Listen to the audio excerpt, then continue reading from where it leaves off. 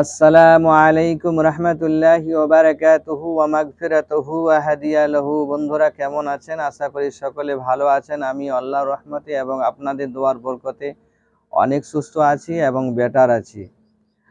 আজকে একটা নতুন টপিক নিয়ে উপস্থিত হয়েছি আপনাদের জন্যে। আজকে ভিডিওটা তাদের জন্য স্পেশালিস্ট হবে যাদের ওজন অনেক বেশি, অর্থাৎ যাদের ওজন 90 কিলো বা 100 কিলো বা তার থেকেও বেশি। তাদেরকে আমি বলবো যে আপনারা ভিডিওটা মন দিয়ে শুনবেন। আশা করি এই ভিডিওটা আপনার জন্য হেল্পফুল হবে। এই জন্যেই যে আপনার ওজন কমানো ফরজ হয়ে গেছে, কারণ আপনার ওজন যখন 100 কিলো ছুঁয়ে গেছে তখন আপনি কিন্তু রোগী হতে চলেছেন বা অলরেডি রোগী হয়ে গেছেন। আপনি অল্প দিনের মধ্যেই কিন্তু অসুস্থ হয়ে পড়বেন, এটা স্বাভাবিক। হয়তো আপনার এখন একটুকু শরীরের মজবুতিটা আছে বলে হয়তো বুঝতে পারছেন না, কিন্তু শীঘ্রই আপনি কিন্তু দুর্বল হয়ে পড়বেন, অসুস্থ হয়ে পড়বেন। তো চলুন বন্ধু, আজকে আপনাদেরকে খুব সহজ দুটি পদ্ধতি বলবো। সেই পদ্ধতি অনুযায়ী চললে আপনার কোনো টেনশন নেই, খুব সহজেই আপনার ওজনটা কমাতে পারবেন। কারণ কথা হচ্ছে, অনেকেই হয়তো আপনাদেরকে ওজন কমাবার জন্যে অনেক ডিপ কথা বলে থাকেন। যখনই আপনাদেরকে বলা হয় যে আপনার খাওয়া দাওয়াকে ছাড়তে হবে, কমাতে হবে, বা আপনাকে ব্যায়াম এক্সারসাইজ করতে হবে, তখনই আপনাদের ব্রেন খারাপ হয়ে যায় যে আমি এত বিশাল শরীর নিয়ে যদি আমি খাওয়া দাওয়া কমিয়ে দিই, না খাই, তাহলে আমি থাকবো কী করে, চলবো কী করে, হয়তো উল্টিয়ে পড়ে যাব, দুর্বল হয়ে যাব। স্বাভাবিকই তাই। আপনি হুট করে যদি আপনি খাওয়া দাওয়া বন্ধ করে দেন, তারপর হুট করে যদি যে সমস্ত ব্যায়াম এক্সারসাইজগুলো দেখানো হয় সেগুলিতে আপনি করতে যান, তাহলে সত্যিকারই আপনার পক্ষে এটা কষ্টদায়ক হবেই হবে।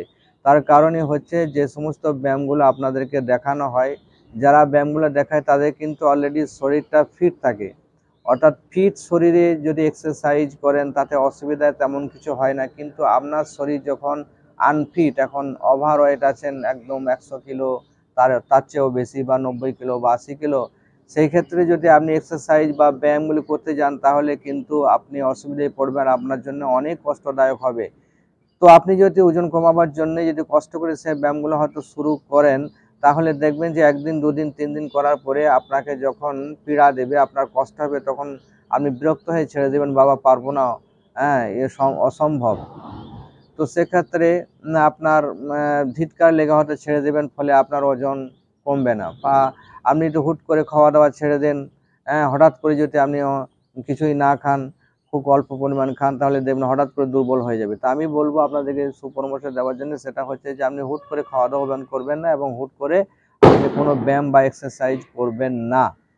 তার কারণ হচ্ছে যে আপনার ওজনটা কিন্তু একদিনে বাড়েনি, আপনার ধীরে ধীরে দীর্ঘদিন ধরে খাওয়া দাওয়া করেছেন, আস্তে আস্তে বেড়েছে। আর আপনি সেটাকে যদি হুট করে কমাতে যান, তাহলে আপনার অসুবিধা হওয়ারই কথা।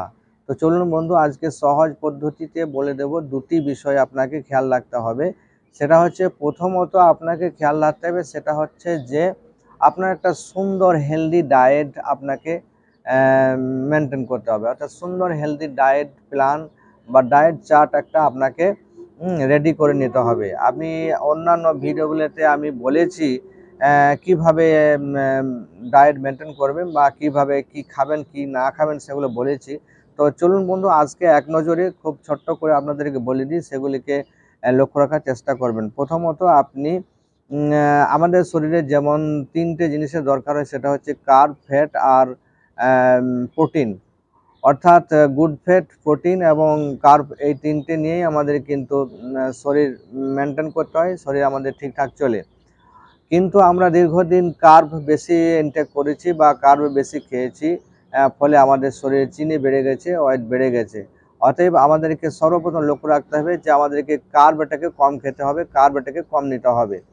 সেই পরিমাণে আমাদেরকে বাড়িয়ে নিতে হবে প্রোটিন এবং গুড ফ্যাট এবং ফাইবার জাতীয় জিনিস, এগুলিকে আমাদেরকে বাড়িয়ে বাড়িয়ে খেতে হবে। তো কার্ব যেমন ভাত, রুটি, মুড়ি, আলু, এসবগুলিকে আপনি একদম কমিয়ে দেবেন। যদি নাই খান তাহলে আরও ভালো হয়, কিন্তু আমি বলবো একদম কমিয়ে দেওয়ার দরকার নেই। যেহেতু আমরা বাঙালি, আমাদেরকে কিছু করে ভাত, রুটি, মুড়ি এগুলো খেতেই হয়। তো সেই যাই হোক, আপনি একদম অল্প পরিমাণে সেগুলিকে নেওয়ার চেষ্টা করবেন। আর সেই পরিমাণে আপনি প্রোটিন এবং ফ্যাট, গুড ফ্যাট এবং ফাইবার বা ভিটামিনস যেগুলিতে রয়েছে সেগুলিকে বাড়িয়ে খাবেন। অর্থাৎ প্রোটিন এবং গুড ফ্যাট পেতে আপনি ডিমকে গ্রহণ করবেন, এবং ভিটামিনস পেতে আপনি কিছু ফল অর্থাৎ পেয়ারা এবং আপেল এই ধরনের অল্প মিষ্টি জাতীয় ফলগুলিকে আপনি গ্রহণ করবেন।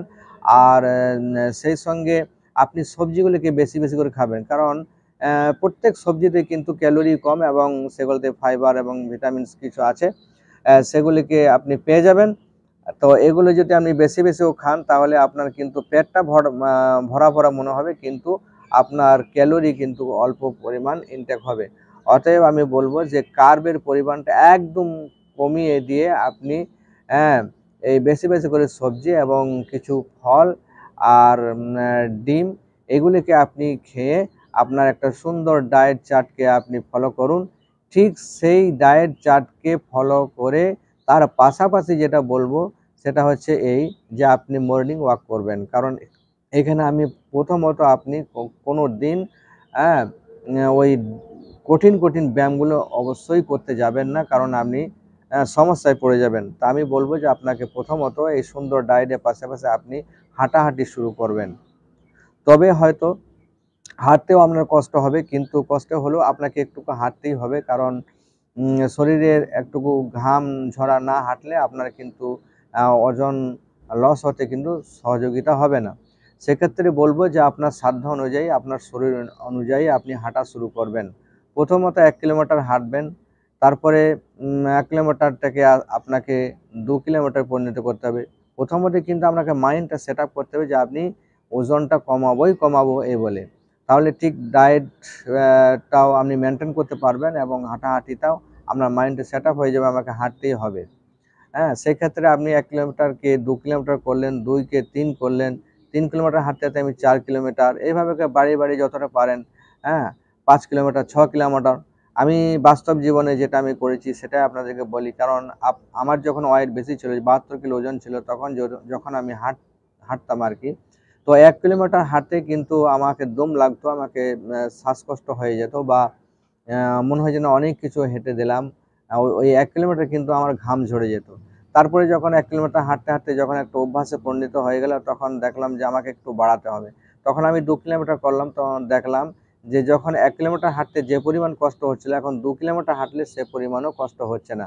সেক্ষেত্রে আমি আরও বাড়ালাম, ওই 2 কিলোমিটারকে 3 কিলোমিটার করলাম, এইভাবে বাড়িয়ে বাড়িয়ে কিন্তু আমি 6 কিলোমিটার অবধি বাড়িয়েছি। এবার দেখলাম যে 6 কিলোমিটার বাড়ানোর পরে এবার আমাকে যেটা লক্ষ্য রাখতে হবে সেটা হচ্ছে যে এবার টাইম মেনটেন করতে হবে। আমি 6 কিলোমিটার হাঁটতে আমার টাইম লাগতো মোটামুটি প্রায় 2 ঘন্টা, মানে 1 ঘন্টা 45 মিনিট টাইম লেগে যেত হাঁটতে। কিন্তু সেটাকে আমি কি করলাম যে আমি যখন এতটা হাঁটছি, এবারে আমাকে কিন্তু টাইমটা কমাতে হবে। অতএব সেই 1.5 ঘন্টাটাকে 1 ঘন্টা 50 মিনিটকে কমিয়ে কমিয়ে আমি সেটাকে আস্তে আস্তে আস্তে আস্তে এখন অলরেডি 1 ঘন্টাকে নিয়ে এসেছি। এখন 6 কিলোমিটার হাঁটতে আমাকে 1 ঘন্টা সময় লাগে। তো এইভাবে করে যখন আপনি হাঁটাহাঁটিটা সুন্দরভাবে পারবেন, তখন দেখবেন যে আমার স্লো হাঁটছিলাম সেটাকে একটু দ্রুতটা হাঁটবেন। মোট কথা আপনাকে প্রত্যেকদিন কিন্তু ঘাম ঝরাতে হবে। তো প্রথম আপনার অল্প হাঁটলে কিন্তু ঘাম ঝরবে, কিন্তু যখন দেখবেন আমার ওজনটা কমতে শুরু হয়েছে, তখন ঘাম ঝরাতে গেলে একটু বেশি হাঁটতে হবে এবং একটু দ্রুত হাঁটতে হবে। তো যখন দেখবেন যে আমি দ্রুত হেঁটেও আমার তেমন কিছু অসুবিধা হচ্ছে না, সেই ক্ষেত্রে আপনাকে কিন্তু হ্যাঁ রান করতে হবে, আমাকে ছুটতে হবে। তো এইভাবে করে যদি আপনি চালু রাখেন নিয়মিতভাবে, তাহলে দেখবেন আপনার ওয়েট কিন্তু খুব সুন্দরভাবে কমতে শুরু হয়েছে। এইভাবে করে যখন আপনি হাঁটতে হাঁটতে যখন দেখবেন আমার ওয়েট কমে যাচ্ছে, তখন এবার বডিকে ফিটিং করার জন্যে, মাসল বিল্ডিং করার জন্যে, পেটটাকে লেভেল করার জন্যে, বেলি ফ্যাট কমার জন্য যে সমস্ত এক্সারসাইজগুলো আছে সেগুলি করবেন। মাসল বিল্ডিং করার জন্যে, এই মাসলগুলো মজবুত করার জন্য যে ব্যায়ামগুলো আছে সেগুলিকে করবেন। ঠিক তখন ওই ব্যায়ামগুলো যখন করা শুরু করবেন, তখন দেখবেন যে আর তেমন কোনো কষ্ট হচ্ছে না। আগে পারছিলেন না, কিন্তু এখন আস্তে আস্তে করে সবগুলিকে পারবেন চেষ্টা করলে। তো বন্ধু এইগুলি খেয়াল রাখবেন। আরেকটা কথা বলি যে আমরা অনেক সময় দেখি যে হাঁটার সময় পার্টনার খুঁজি, যে একা একা হাঁটতে বোরিং লাগে, ভালো লাগে না। কিন্তু বন্ধু আমি বলবো যে যদি আপনি পার্টনার খোঁজেন তাহলে কিন্তু আপনার ইচ্ছা মতো আপনার মনের মতো হাঁটতে পারবেন না। হয়তো আপনাদের হাঁটতে হাঁটতে একটা গল্প গুজব হবে, কথা বলতে বলতে হাঁটবেন, সেক্ষেত্রে দেখবেন যে আপনার গতি কমে যাচ্ছে। অর্থাৎ আপনার বন্ধু যদি স্লো হয় তাহলে আপনিও স্লো হয়ে যাবেন। আপনার বন্ধু যদি গোপে হয় তাহলে আপনিও গোপে হয়ে যাবেন। ফলে গল্প করতে করতে আপনার আসল মকসদ কিন্তু পূরণ হবে না। কিন্তু বন্ধু বা আপনার পার্টনার যদি আপনার সাথে প্রতিদ্বন্দ্বী হয়, আপনার যদি প্রতিযোগিতা হয় যে দেখি কে বেশি আগে যেতে পারে, কে বেশি ছুটতে পারে, এরকম প্রতিযোগিতা হয়, আপনার বন্ধু যদি ফার্স্ট হয় তাহলে তার সঙ্গে আপনি ফার্স্ট হওয়ার চেষ্টা করুন, তার সঙ্গে আপনি কম্পিটিশন করার চেষ্টা করুন, সেক্ষেত্রে ঠিক আছে। কিন্তু আপনার বন্ধু যদি স্লো হয়ে যায় তাহলে সেরকম পার্টনার আপনার না না নেওয়াই উচিত। হ্যাঁ, সেক্ষেত্রে আপনি একাই হাঁটবেন, আপনি মনের মতো করে হাঁটবেন, আপনার সাধ্য মতো হাঁটবেন, আপনার বডি অনুযায়ী হাঁটবেন, আপনি ঘামঝরা হাঁটবেন। ঠিক এইভাবে হাঁটাহাঁটি করলে আপনার ওজন লস হতে আপনার কোনো অসুবিধা হবে না। তাই বন্ধু চলুন আজকে ভিডিওতে যে আলোচনা করলাম আশা করি বুঝতে পেরেছেন যে আপনি এই দুটি জিনিস প্রথমত খেয়াল রাখবেন, সেটা হচ্ছে একটা হেলদি ডায়েট চার্ট বা হেলদি ডায়েট প্ল্যান আপনাকে মেনে চলতে হবে। দ্বিতীয়ত এক্সারসাইজের ক্ষেত্রে আপনাকে কিন্তু এই হাঁটাহাঁটিটা শুরু করতে হবে। কথা হচ্ছে প্রথমত আপনার ওজন কমার জন্যে সুন্দর ডায়েট প্ল্যানটি হচ্ছে মেন। এখানে 75 থেকে 80% কাজ হয় ডায়েট মেনটেন করে, আর 25% বা 20% কাজ হয় এই ব্যায়াম বা এক্সারসাইজ করে। তো দুটির দরকার আছে অবশ্যই। তো এগুলিকে আপনি মেনটেন করবেন। আশা করি ভিডিওটা আপনাদেরকে বোঝাতে পেরেছি বা আপনারা বুঝতে পেরেছেন বা এই ভিডিও আপনার জন্য হেল্পফুল হবে। আশা করি এই ভিডিও অনুযায়ী চললে আপনার ওয়েট লস হতে কোনো অসুবিধা হবে না। অতএব কোনো টেনশন নেওয়ার কোনো দরকার নেই, কোনো ডিপে যাওয়ার কোনো দরকার নেই, আর কোনো হেডেক নেওয়ারও কোনো প্রয়োজন নেই। চলুন বন্ধু, আজকে ভিডিও এই পর্যন্তই। আশা করি ভিডিওটা ভালো লেগেছে। যদি ভালো লেগে থাকে তাহলে অবশ্যই এই ভিডিওতে একটা লাইক দেবেন আর শেয়ার করে ছড়িয়ে দেবেন, আর কমেন্ট করতে ভুলবেন না। আর যদি আমার চ্যানেলে এখনো কেউ নতুন আছেন তাহলে অবশ্যই আমার চ্যানেলটাকে সাবস্ক্রাইব করে আমার পাশে থাকার চেষ্টা করবেন। আসসালামু আলাইকুম রহমতুল্লাহি ওয়া বারাকাতুহু।